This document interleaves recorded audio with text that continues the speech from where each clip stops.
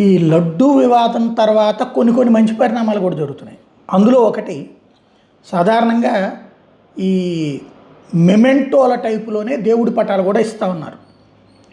దేవుడికి సంబంధించిన వెంకటేశ్వర స్వామి పటమా, లేకపోతే శివుడి పటమా, శ్రీకాళహస్తిది ఇట్లాంటి అది ఇచ్చేటటువంటి సందర్భం, తీసుకునేటువంటి సందర్భంలో చాలా క్యాజువల్గానే పాటిస్తుంటారు. అట్లాగే ఈవెన్ మనకి కార్యక్రమాలు నిర్వహించేటటువంటి సందర్భంలో జ్యోతి వెలిగించేటప్పుడు కూడా మామూలుగా చెప్పులు తెలిగిచ్చేటటువంటిది రాజకీయ పార్టీలో సహజంగా జరిగిపోతుంది. కొంతమంది అందులో ఈ బ్రాహ్మణ సంప్రదాయం, వైశ్య సంప్రదాయం ఇట్లాంటి వాళ్ళకి మాత్రం జాగ్రత్తగా చెప్పులు ఇప్పి వెళ్తారు, కానీ మిగతా వాళ్ళకి రొటీన్గా చేసేస్తున్నటువంటి సందర్భం.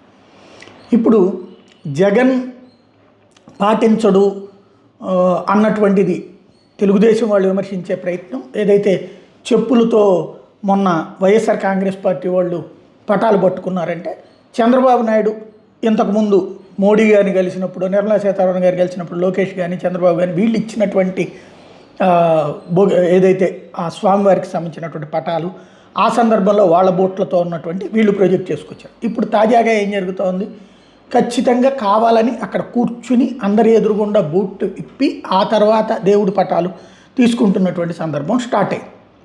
ఒక కొత్త సంప్రదాయం ఇప్పుడు అందరూ కూడా, ఎందుకంటే పాలకులు లేదా మనం అందరం గమనించే వాళ్ళు ఏదైనా చర్య చేస్తుంటే సహజంగా మిగతా వాళ్ళకి కూడా అది అలవాటు అవుతుంది.